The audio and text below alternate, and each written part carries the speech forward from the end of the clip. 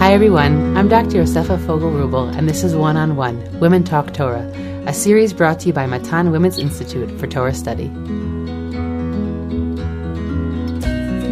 Sharon Galper Grossman, MD-MPh, is a radiation oncologist and former faculty member of Harvard Medical School, where she also obtained a master's in public health. She is a graduate of Matan's Morot Halakha program for women's advanced Halachic learning at Matan Hasharon. She writes and lectures on health and halakha and teaches for Matan, Machon Puah, and the Eden Center, where she's a director of community health programming. Sharon, I'm really excited to be here with you. This is also going to be a very different kind of episode than I've done until now. So I'm really grateful that you've sat down with me today. I'm excited to be with you. I really, no matter what the topic of these conversations are, I really like to start off with the personal, because whether we're writing or we're in the halachic world, or we're in the biblical world, or we're in the midrashic world, we all have come through interesting journeys. I think women in particular, but everybody.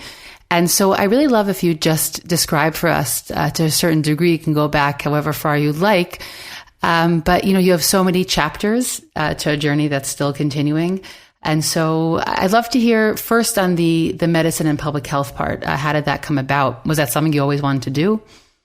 Take us back however far you'd like. Well, my father is a doctor, and we grew up with medicine in our family.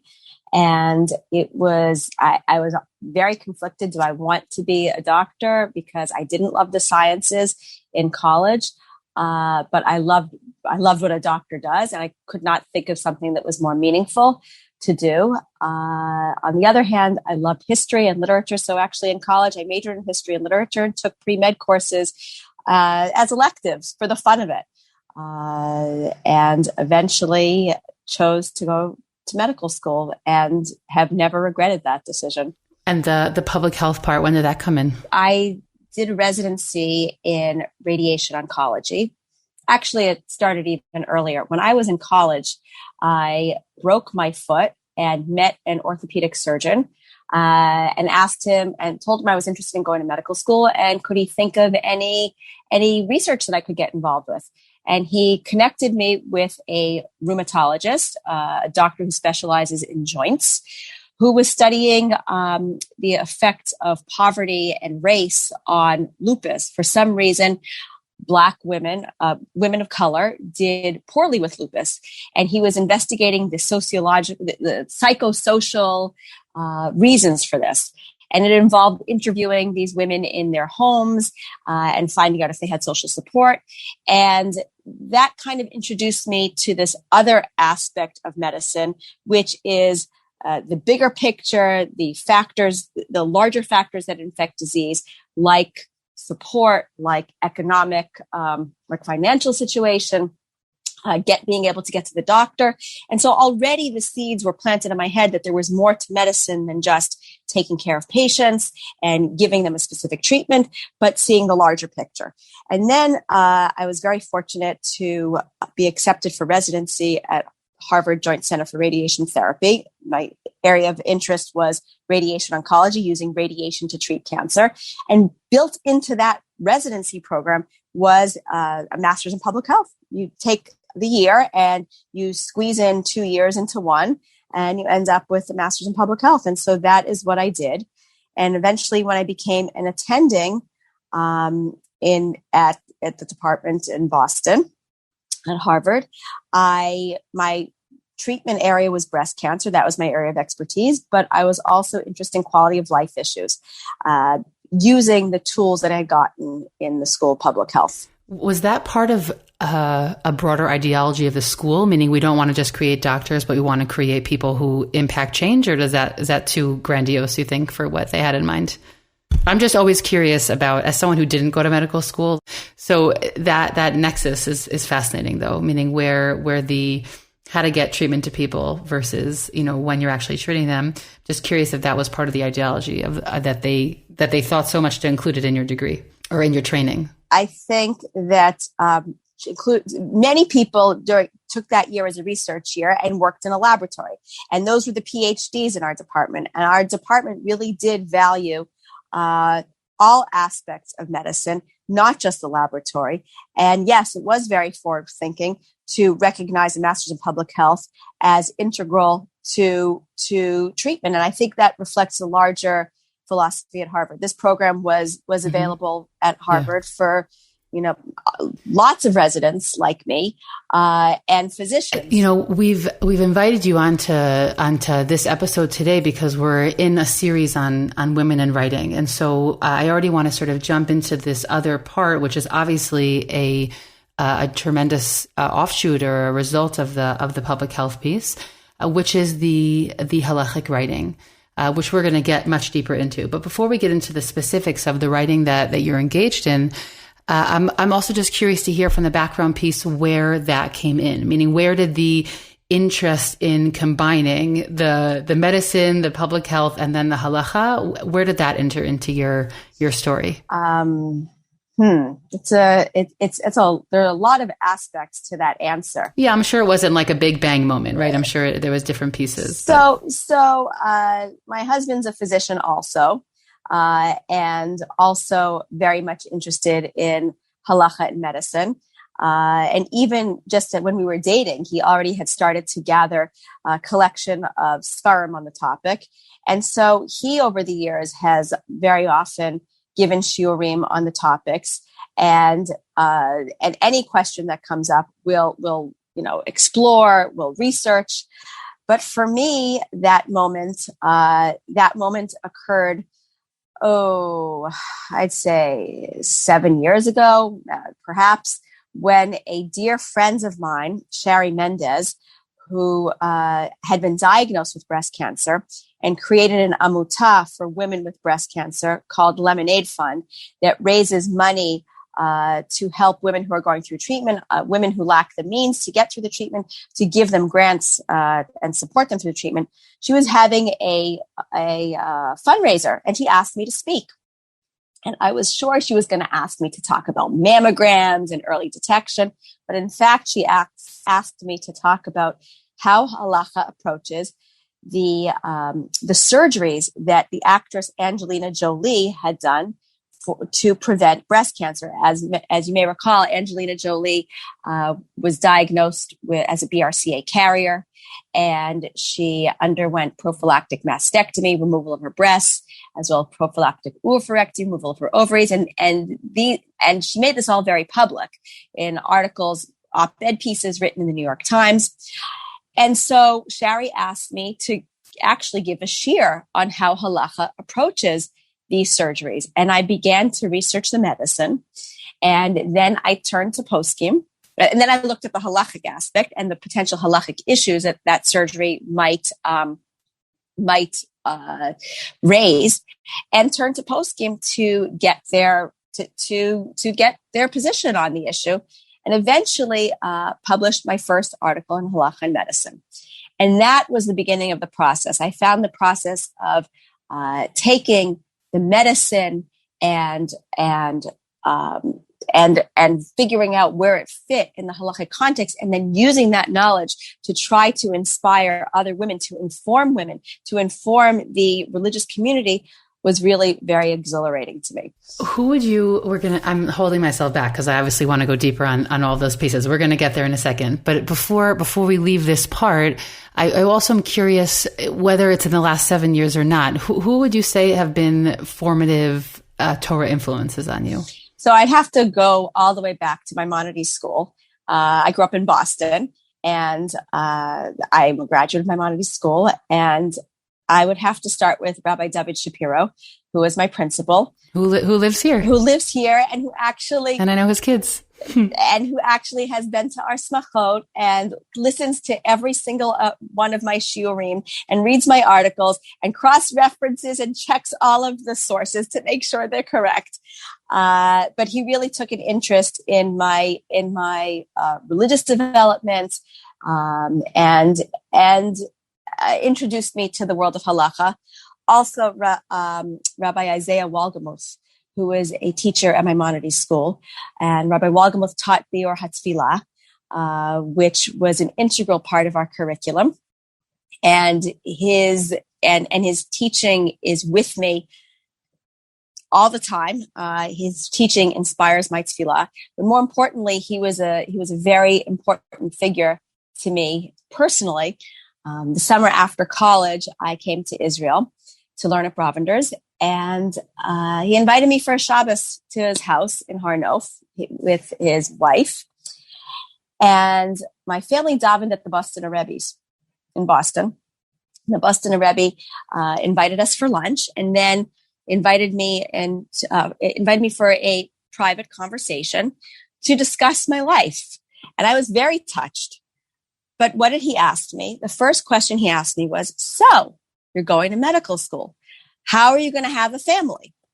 Which is truly the $1 million question. It is the question that we all struggle with. It is the question that there is no good answer to. But I was not prepared to hear that question. And I left that meeting really devastated and not sure if it was the right thing for me to do. And Rabbi Walgamuth and his wife sat with me over Shabbat and talked me through it, got me to a place where it's going to be okay. So those are the early years. I'd have to say my husband clearly in his support and everything that I do, but also in his passion for Torah and for Halakha and for women's learning. And my father-in-law. My father-in-law is Rabbi Raphael Grossman, Zecher Tzadik Livracha, who was the senior rabbi of the Baron Hirsch Synagogue in Memphis, Tennessee for 26 years, the head of the Beit Din of America, the head of the Rabbinical Council of America, who was a strong proponent of women's learning. He would often tell the story of how his mother secretly sat and learned Shas. And nobody knew this until one day the speaker who was coming to speak to the women of the community didn't show up, and she got up and started giving a shiur, and it all came out. And Baruch Hashem, today we don't need to sit and hide in the locked room to learn. We can learn in the open. Not only can we learn, we don't need to learn by ourselves. We have teachers. We have a Beit Midrash. So those are just a few. Those are just a few of the people. Those are a few and quite worthy. So you have both a strong lineage on the medicine side and a strong lineage on the rabbinic side. So that's really phenomenal.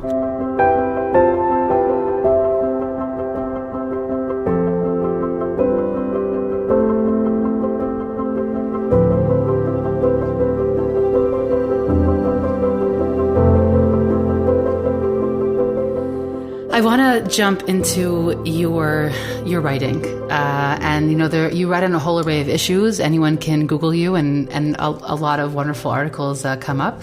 And you write on the BRCA testing, which we're going to go deeper into, and the prophylactic surgery, the HPV vaccine. You wrote a lot during the COVID period, which I kind of want to say is behind us. Although, as it currently stands today in Efrat, we have a new breakout. And the halachic implications of quarantining and e-cigarettes, and it's really this whole range of issues. And before we're going to go deeper on the BRCA piece, but I want to ask you about who your target audience is, and I want to frame the question because you just told a story right now about Mrs. Mendez.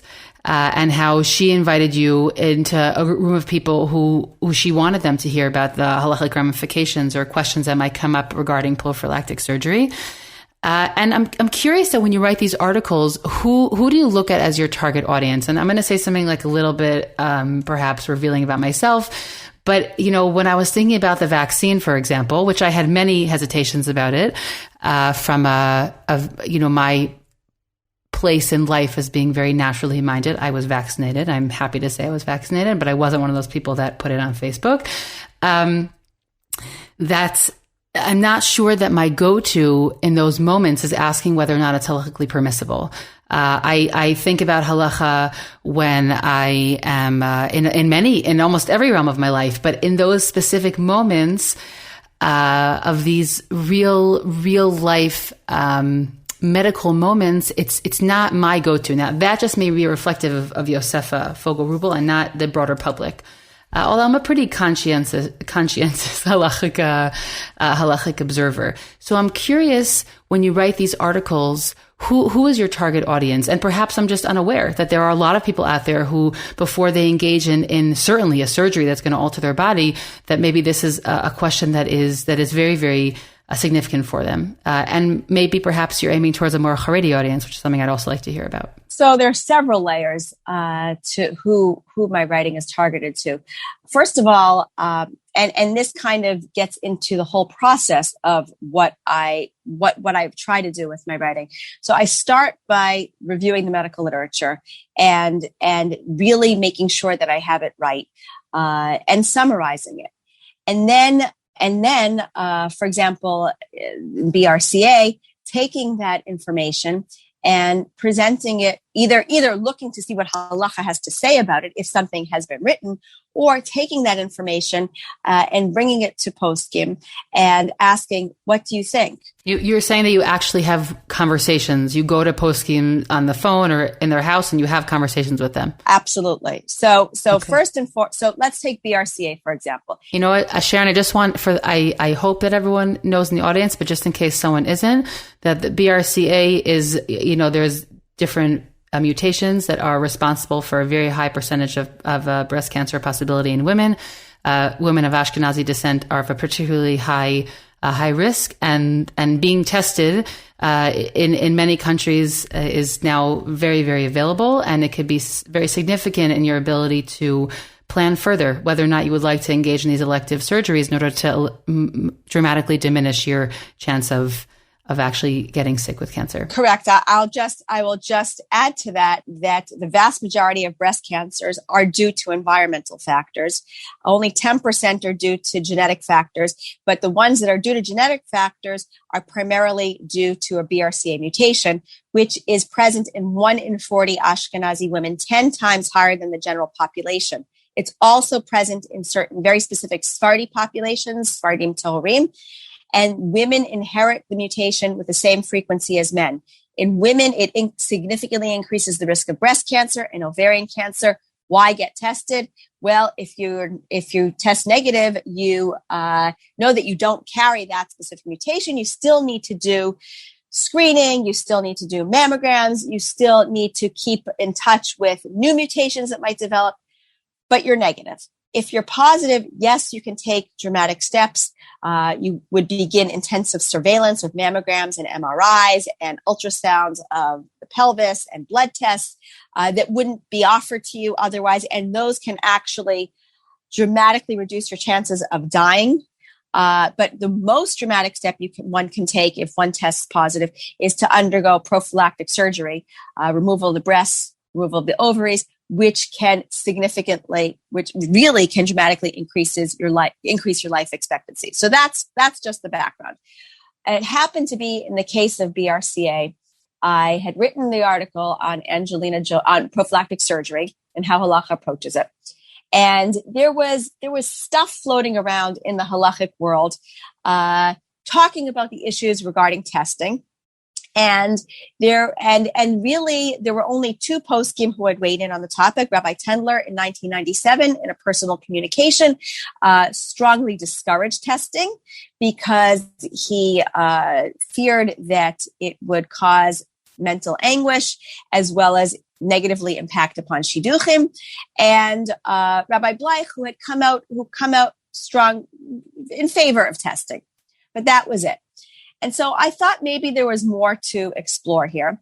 And at that very same time that I was mulling over writing on this topic, a world expert in halakha and medicine reached out to me and asked me to summarize the medical literature for his encyclopedia in refuah and halakha. And I wrote it and very carefully reviewed the literature. And then turned to him and said, what are your thoughts? And he favored it. He strongly encouraged Ashkenazi women. Oh, that's the other piece that we didn't mention before, which is that initially testing was only recommended for Ashkenazi women with a family history. And then 3 very large studies show that if we just limit it to women who have a family history, we'll miss more than 50% of the women who carry the mutation. Family history is not a good marker for a variety of reasons. And so there was a movement in the the medical world for testing all Ashkenazi women, regardless of family history, and now even testing all Ashkenazi men. And so I first ascertained, asked the Rav what's his opinion, and he actually he has more of a connection in the Haredi world. He has turned on my behalf to more Haredi poskim to ascertain their opinion. They're people, Rabbanim, that I could never approach as a woman. And so he interceded on my behalf. And then I proceeded to personally approach various Rabbanim in the Dati Leumi world, some more to the right, some more to the left, again, presenting them all of the relevant medical information, and then asking them, what are your thoughts? And then at some point, I had the courage to approach Rabbi Tendler, who, again, for 22 years was quoted and requoted as saying that BRCA testing was a tyranny of knowledge.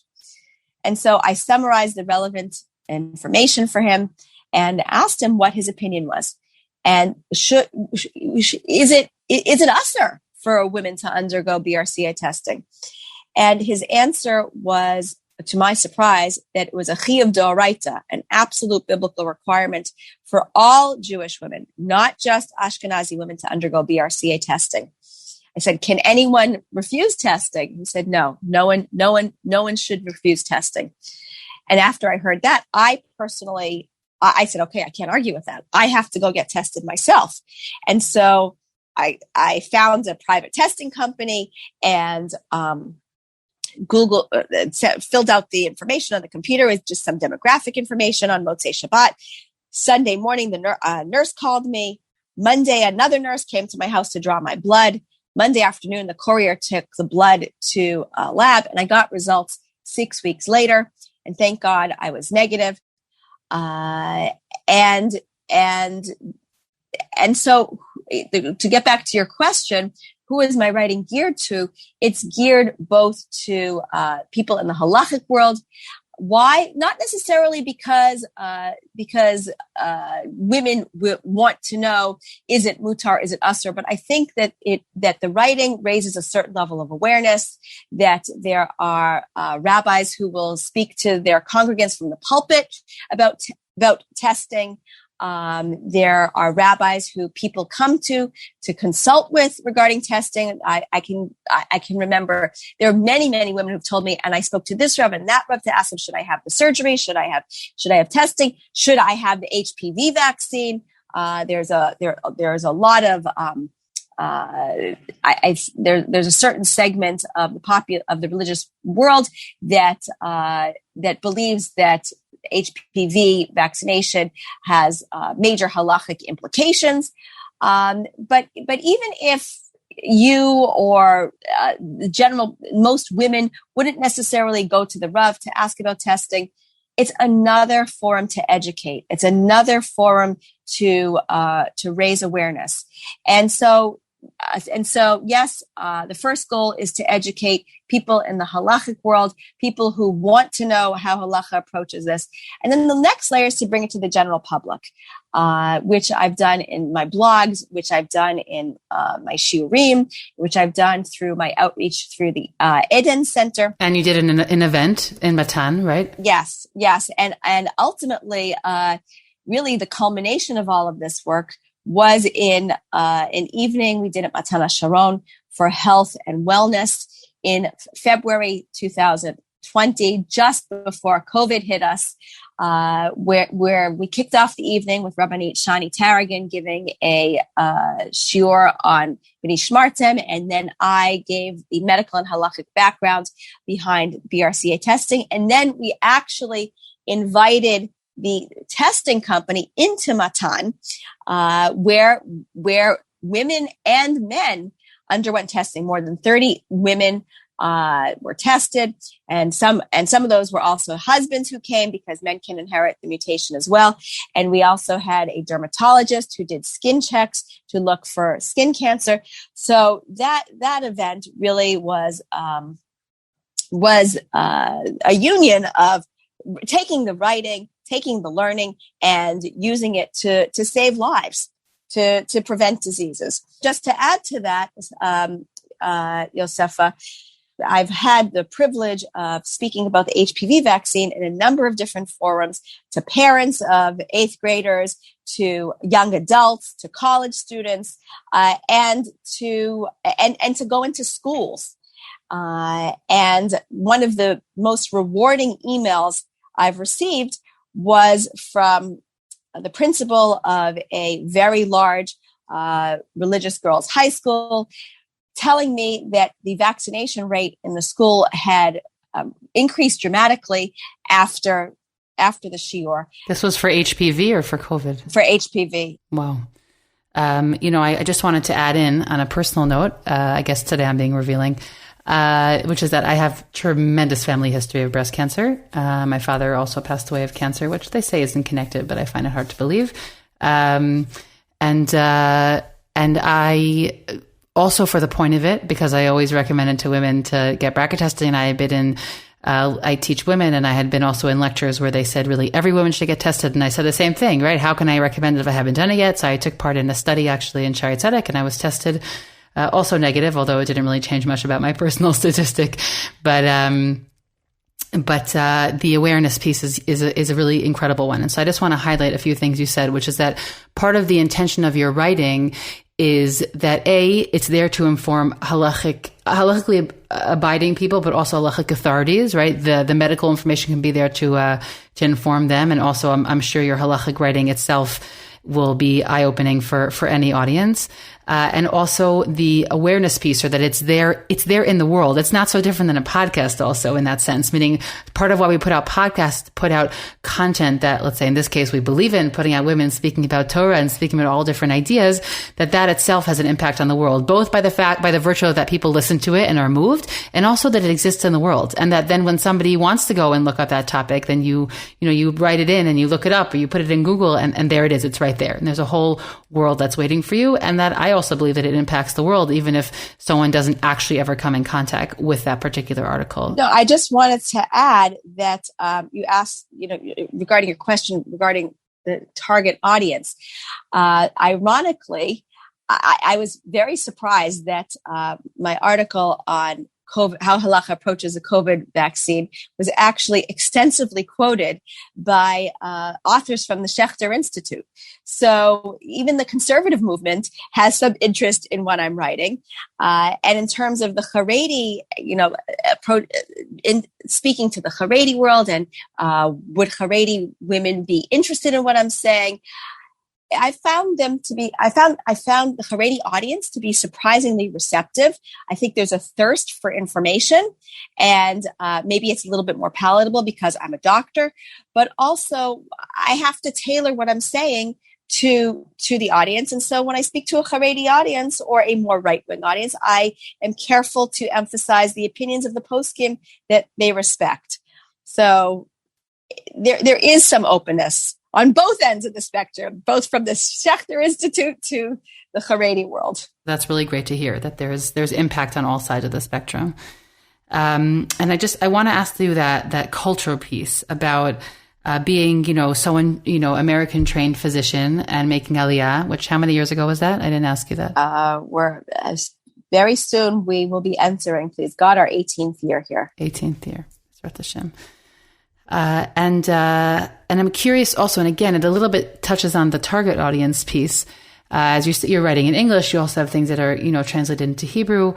That I'm curious at where do you the identity piece there? Meaning your background is in one place, but you're trying to impact society. If you're writing in English, you're actually trying to impact people in different societies. And in public health, the cultural piece is a huge one. Meaning in different places, different things are normative. Preventative care is something that I definitely grew up with an awareness of in the States more than I see in my experience in Israel. God forbid, not saying it doesn't exist here, but that the educational piece, I find that physicians often don't see themselves as educators in the same way that I felt that physicians sometimes saw themselves as educators. I'm now, speaking way back when I would go to the doctor in America, which was over 20 years ago. So I'm speaking nothing about current realities. So I'm just curious if you could speak to that cultural piece. Do you ever find yourself in a bind? Does it feel very comfortable? I actually see it as an advantage because I can compare the two healthcare systems and really see the strengths and weaknesses. So, for example, when we went through the first wave of COVID, the mortality in Israel was quite low. And my husband, who's an emergency medicine physician and commutes back to his job in Boston, was experienced the worst of the worst there. And so I could see what we were doing right here and where the failures might be in the United States.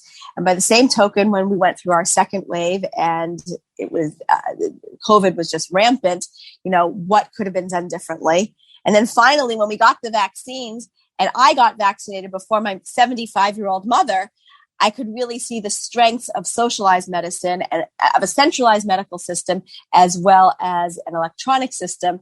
And so I can appreciate the strengths and weaknesses of each one. Okay, that's great. I think that's probably ideal. I think sometimes also though, when we try and impact, there are several issues that are close to my heart. Specifically in the medical social field that I sometimes dream about, making maybe an amuta, making an NGO and trying to work on them. And you definitely have to be extremely aware. You have to have obviously someone who's inside the system, and you need to be extremely aware of the players, of the way the system works in order to affect genuine change. So certainly by writing, that's going to impact change to a certain degree, and eventually we hope that it also impacts policy. So that's a really important piece.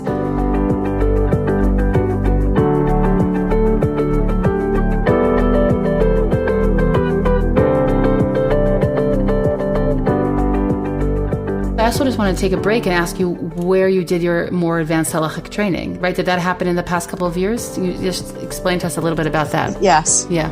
So after the Angelina Jolie shiur publication of the article, I realized that I wanted to delve more deeply into the world of halakha and medicine.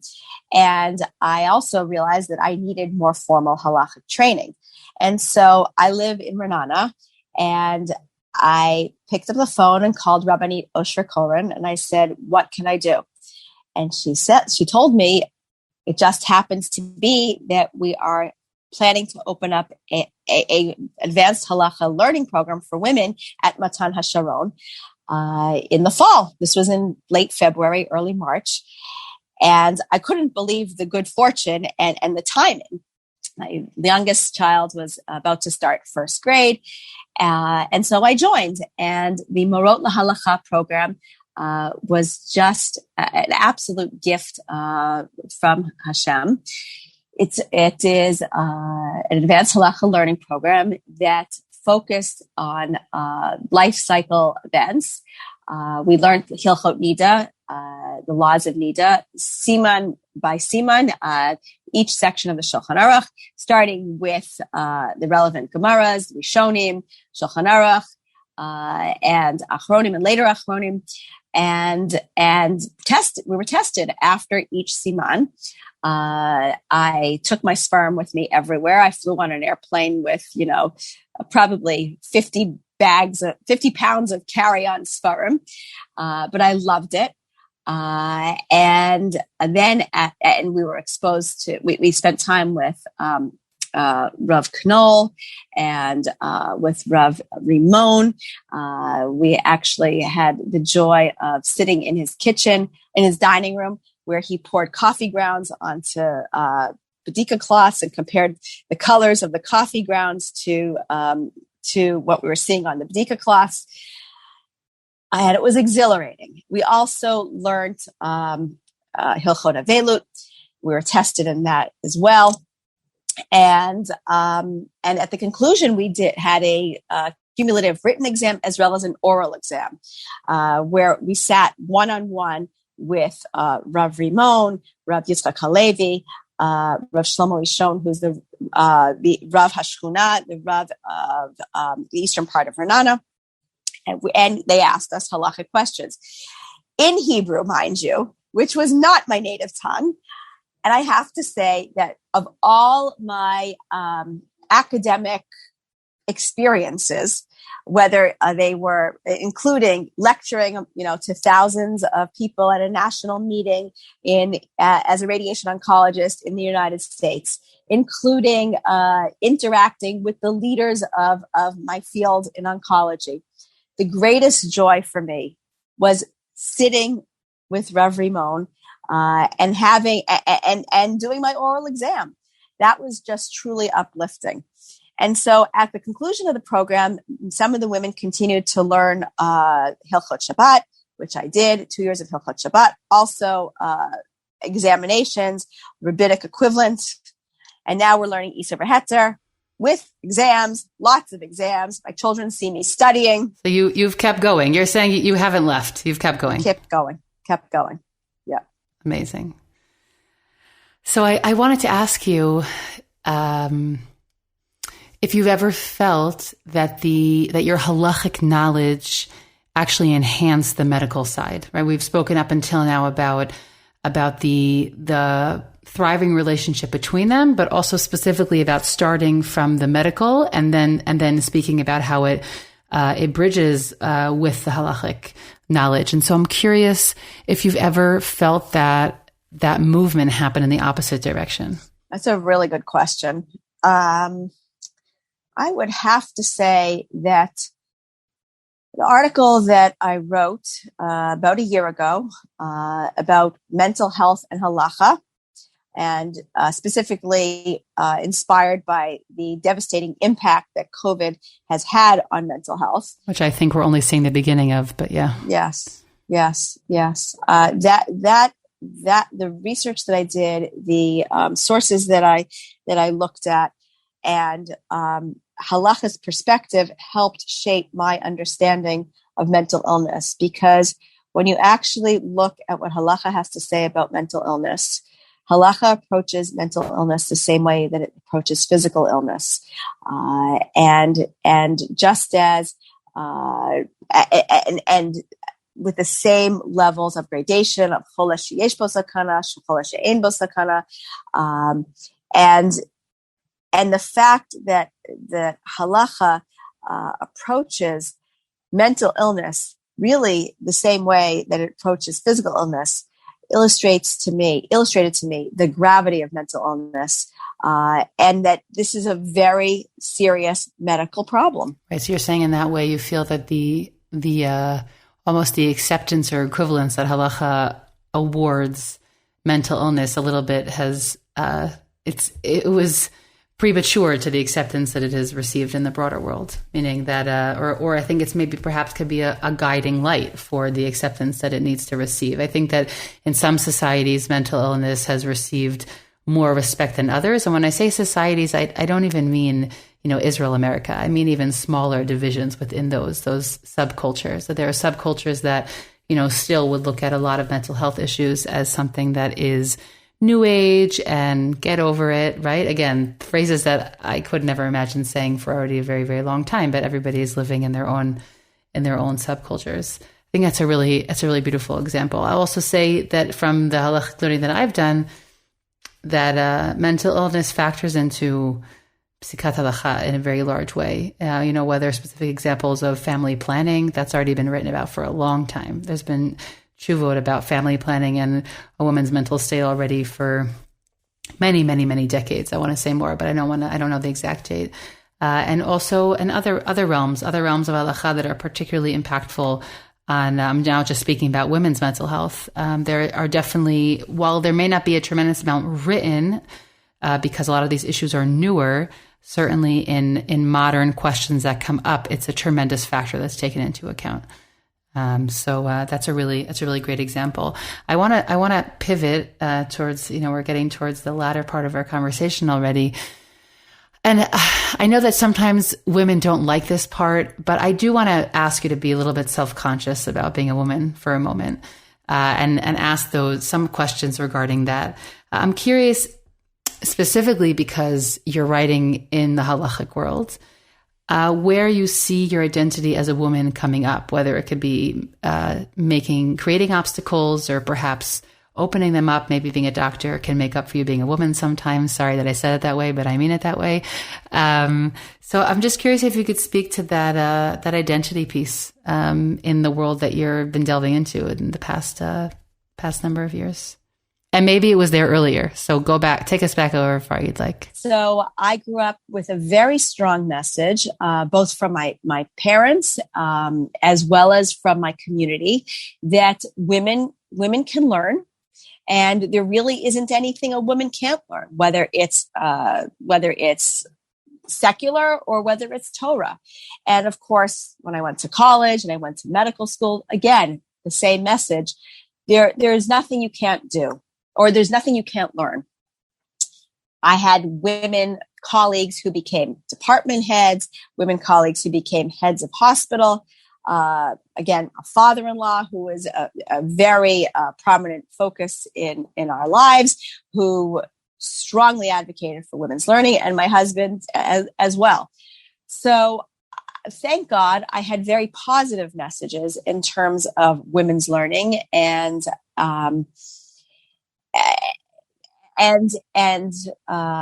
what one can do with the learning.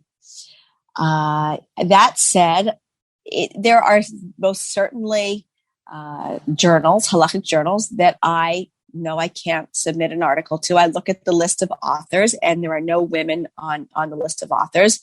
Does that mean they won't accept what I have to write? I don't know. I could take a chance and see.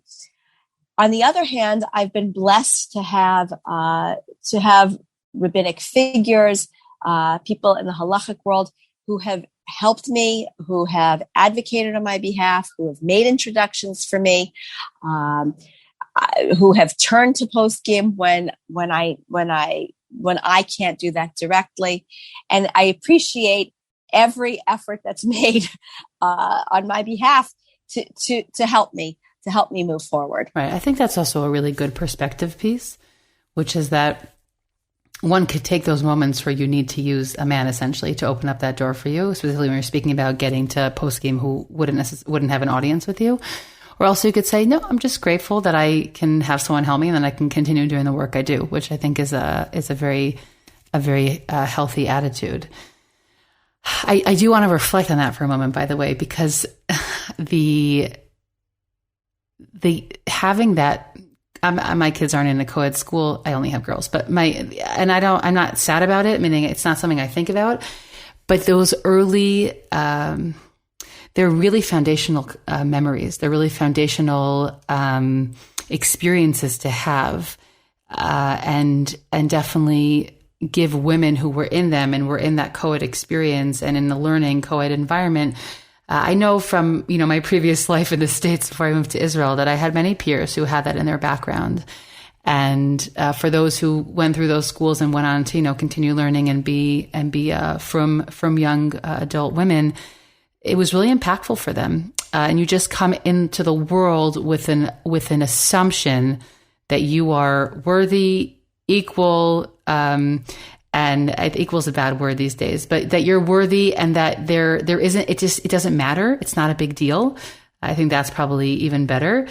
I am curious though, if I'm always curious when I speak to women, was there though ever a moment where you realize that it actually is a bit of a big deal? I think it might be different if it happens when you're already a little bit older and more established versus when you have like these moments, as I know young women would have in their late teens or their 20s, when all of a sudden they would realize that the whole religious world doesn't all function like the Maimonides school, or insert any other co-ed institution. So I'm not asking you to dig back if there's nothing there, but it's always a piece that I think that looking at my daughter's education in Israel is very much is very much one of those moments, because if you just look at what they could potentially get or not get from the basic education system here, it is lacking. But Baruch Hashem, there are so many opportunities for them to learn outside school. My daughters have discovered Rabbanit Miriam Reisler's program for high school students, and that has been pivotal for them. Really, I have one daughter whose participation in that program just enhanced her Yirat Shamayim. She started to participate, and suddenly, instead of davening 3 times a day at home, she's davening in a minyan. And so I am grateful for those opportunities. But when I look at what's here at the basic level, it does make me sad. I do think, though, that there is so much to find if one knows where to find it. Yeah, no, that's true. But the base, it's come up in in a number of episodes. The baseline education for women is still underwhelming, I think would be the right word. Yes. I'm also interested because you mentioned your daughter a moment ago, and it sounds from your story that, we've had a general sense of it, that there's been a bit of a shift, and also a shift in that you're learning Torah throughout a lot of your day.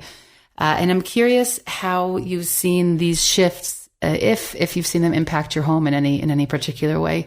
I don't know I'm assuming your children range from all different ages, right? We've spoken about this earlier. But I'm just curious if you've seen any impact on your immediate surrounding. So my children range in age from 29 to 10. We have, Baruch Hashem, 8 children. And I have to say that there's a lot of Torah discussion in our home. It's cool to learn Torah in our house. And I think that's an important message. 5 of our children are daughters.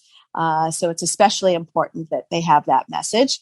I think that my writing helps them see that Torah is relevant, Halakha is relevant to their daily lives. So, for example, when it was time to get vaccinated for COVID, my kids knew very strongly that it is a mitzvah to vaccinate, that it is probably a chiyuv d'oraita, and they had heard all the discussion about what tefillah to say, why say this tefillah, why say that tefillah, could they bench gomel, and so halacha, I hope, becomes an integral part of our daily lives and our daily actions.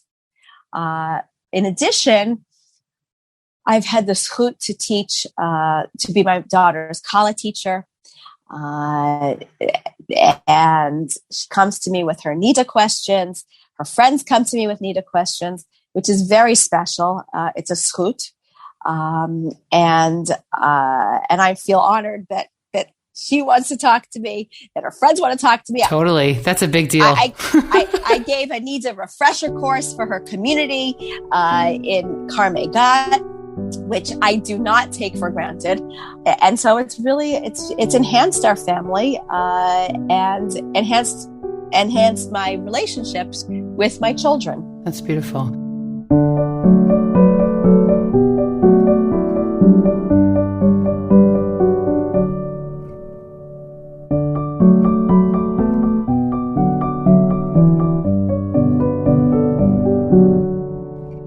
Before we really close the conversation, I also wanted to ask you if there's any advice that you would want to offer. I think young women, but that's just because of who I think is listening to this podcast, but I don't even mean young women.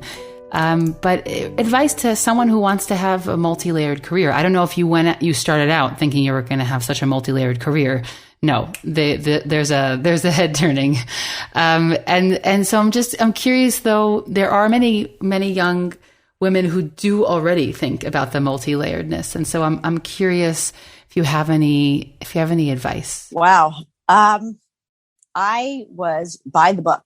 You go to college to go to medical school. You go to medical school to become an intern. You go to become an intern to become a resident. You become a resident to become an attending. And that's it. You're done. But at some point, I looked around. I was treating people with cancer who, did not necessarily have a lot of time left, and thinking, how am I living my life the way I want to live my life? Am I living my life where I want to live my life? And the answer was, I wanted to be in Israel. And so even though that's scary and that's hard, we took the steps that we needed to come here. I wanted to spend more time with my children. When we left Boston, I had 5 children and was pregnant with number 6. That didn't seem to impact my career, but I wanted more time. And so that was also an important decision for me. We had subsequently had 3 more in Israel. I think it's really important to think about, to constantly ask, Am I doing what I want to be doing? Am I doing something that I believe is meaningful? And if the answer is no, to have the courage to figure out what you can do to make that happen. Yeah, it is. It takes a lot of courage, especially when people are on a path for a very long time and they've put in a lot of effort and money. And sometimes we feel like, oh, we've wasted our time, or we actually spoke about this a little bit on the episode with Sharon Galper, but I think that's a really wonderful piece of advice. And I thank you. I thank you for myself also. Okay. Unfortunately, we're going to have to bring the conversation to a close. I wanted to ask you a few lightning round questions. Are you up for that? You up for the challenge? Go for it. Sounds like it. You have enough courage. Okay. What book is currently on your nightstand? I have a lot of notes on my nightstand. A lot of notes from a lot of shiurim. Right now, since COVID, there really hasn't been a book, but when there was a book on the nightstand, it was in Hebrew, because I have only been reading in Hebrew for the last few years to try to improve my vocabulary. The news is in Hebrew. The books are in Hebrew. Great. You were reading a novel, or was what was there? There were definitely novels. Novels. I hear. If you could sit down with anyone for coffee or tea or whatever it is you like to drink, or water, someone who's alive, who's not with us anymore, who would it be? So first of all, it would be my parents, because I haven't seen them in over a year. They're in Boston. But I'd also love to sit with my father-in-law and just chat, tell him about what I've been learning, the things I've been researching, hear his thoughts, ask him, get his advice, and of course, share my triumphs and my frustrations, because I feel like I'm living in the world that he lived in a little bit, interacting with, living in a world of halakha. So yes, I would love to have a cup of coffee with him. What's your favorite tefillah? I'd have to say Kabbalat Shabbat. In our home, my husband was commuting back pre-COVID to Boston Saturday night, landing on Fridays, sometimes staying for the following week, and then going back the following Saturday night, but not so infrequently landing on Friday at 4:00 and flying out Saturday night, and never missed a Shabbos until COVID, when that was no longer possible. And so Kabbalat Shabbat is just, for me, it's a joyous tefillah. It's especially joyous because our family comes together on Shabbat. Wow, beautiful. What exotic location would you like to visit? So Baruch Hashem, we have visited many exotic locations, because one of the upside of having a husband who commutes is a lot of frequent flyer miles. And we very much enjoy seeing Jewish communities in places you would never expect to have Jewish communities. But I think if we had to pick an exotic location, to me, this is exotic, it would be the southern island of New Zealand. Before COVID, we went with the entire family, in-law children as well, to Australia, New Zealand, Singapore. But my husband was saying Kaddish. And so our days in New Zealand were limited to 5 days, which was the days that they had minyanim for Kaddish. And we were limited to the Northern Island because there were no guarantees on the Southern Island. And yes, so I would love to go to the Southern Island now that we have. I'm happy we had this conversation, so I know that there's a Northern and Southern Island of New Zealand. That shows you my cute in exotic locations. Any hidden talents? Played violin. Oh, wow. Do you still play? Not so much anymore, but when I did, my teacher was one of the first violinists in the Boston Symphony Orchestra. Cool. So. Very, very cool. I'm just curious, what age did you start? Because my daughter wants to take it. What age did you start? Well, I started with the Suzuki method, and I started late for that. I think probably seven or 8. But Suzuki, people start at the age of 3 even. Wow.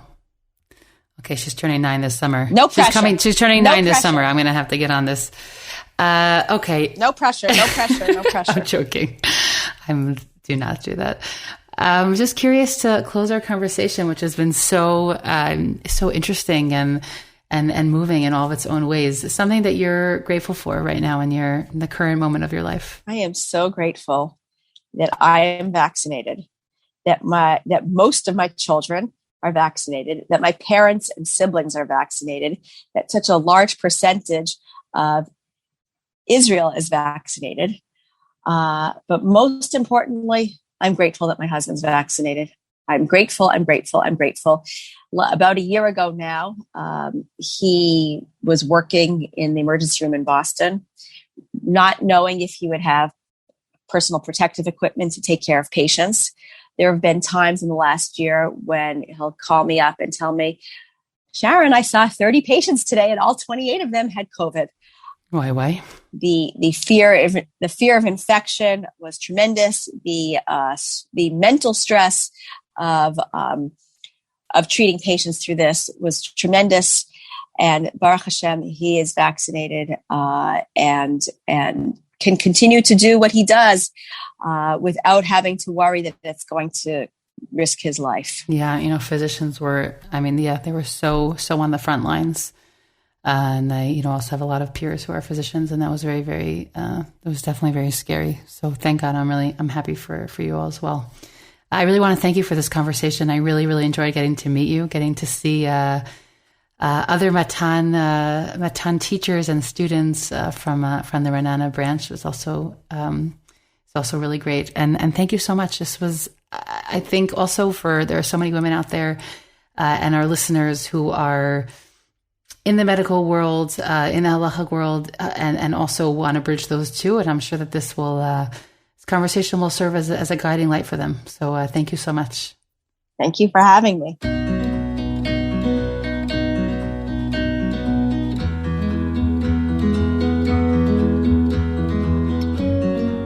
Hi everyone, it's Sharon again. I just wanted to let everyone know that BRCA testing is now part of the basket of health services, and all Ashkenazi women are entitled to BRCA testing, and so you can simply just contact your family doctor and ask to arrange for testing. We're very fortunate that this is available to all of us. I hope you enjoyed this conversation as much as I did. I'm Dr. Yosefa Fogel-Rubel, and this is One-on-One Women Talk Torah, a series brought to you by Matan Women's Institute for Torah Study. Thank you to the entire Matan team for their input. Please do One-on-One and Women's Torah Learning a small favor by sharing this podcast with family and friends so that we can reach new listeners. You can stream and download these episodes on Spotify, iTunes, and Matan's website, and write us any feedback at podcast@matan.org.il. That's podcast@matan.org.il. Thanks for listening, everyone.